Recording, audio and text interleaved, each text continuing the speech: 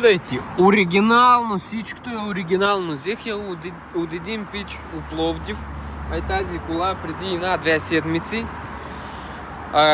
Направях и обслужване с филтри, масло, всичките тези неща. Дюзите ги прегледнахме, всичко е наред. На София Дизел център на Драгалевци, който има връзки, можете да се обадите, да питате какво е общо взето с колата.